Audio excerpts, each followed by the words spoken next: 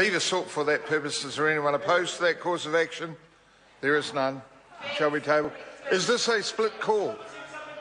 Yeah, split call, 5-minute call. Darian Fenton. Yeah, thank you very much, Mr. Speaker, and it's a pleasure to take a call on this bill, which is somewhat belated, and I am looking forward to its consideration in Select Committee because, as some of my colleagues have pointed out, there's an awful lot more to this bill than just the issue of the belated implementation of the conventions that would have made such a difference had they been in place during the Rena disaster.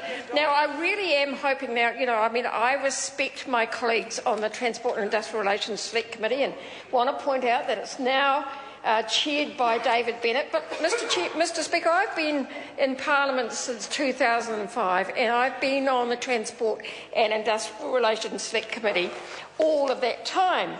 So I have very clear memories of what we did in 2008, before the last election, around these particular conventions. And I have in front of me the recommendation from the Transport and Industrial Relations Select Committee around the International Convention on the Bunker Convention and also the liability for maritime claims, 1976.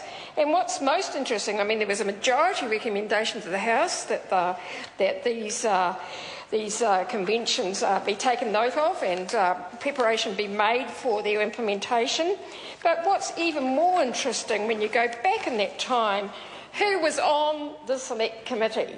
Who was on the Select Committee? Well, David Bennett, the member who spoke before dinner and said, the Labor government should have done something about it in the last 4 years. He was on the Select Committee, but it gets even better, Mr. Speaker. It gets better than that, because the Honourable Maurice Williamson was the Deputy Chairperson of that bill. He introduced the bill today. He introduced the bill. He was the Deputy Chairperson.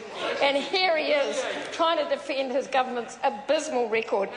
And then if we have a look at who else was on there, Kate Wilkinson. Now, what is she now? The Minister of Conservation. How interesting and how embarrassing that must be for those members.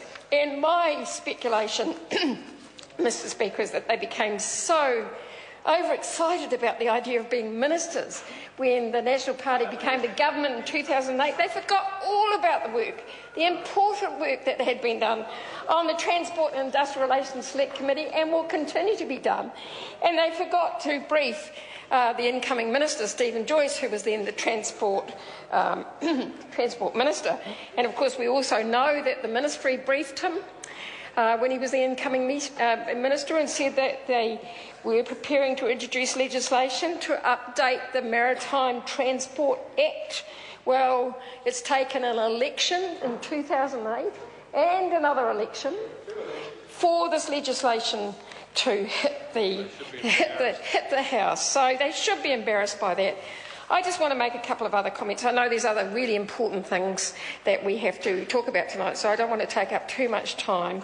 But I did want to, and yes, and thank you, Maggie Barry, is polite as always, really constructive, really constructive member of the House. We really enjoy your contributions. Thank you very much. Thank you very much. Am I being sarcastic? I thought being sarcastic was that member's forte, actually.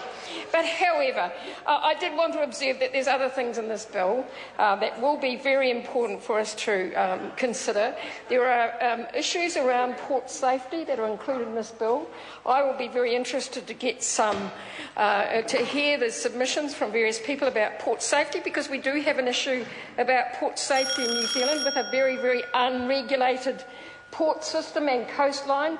And I do think, actually, while the government was so busy including all sorts of references to the Local Government Act, they could have included a very, very important one which would have incorporated my bill, which would ensure that there was transparency, that there was accountability for ports companies when it comes to the Official Information Act.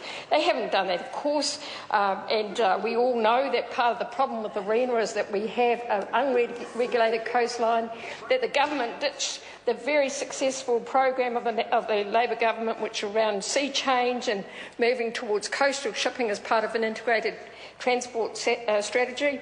This will be a very, very interesting select committee, but I do hope, Mr Speaker, that at the end of it, the members take more notice than they did of the last consideration we had of this issue. A point of order, Jami-Lee. Mr Speaker, I seek leave to table a document from the International Maritime Organisation showing the Bunker Oil Convention was adopted on 23 March 2001. Leave is sought for that purpose. Is there anyone opposed to that course of action? There is none. Are you seeking a call? Denise Roche? Mr Speaker.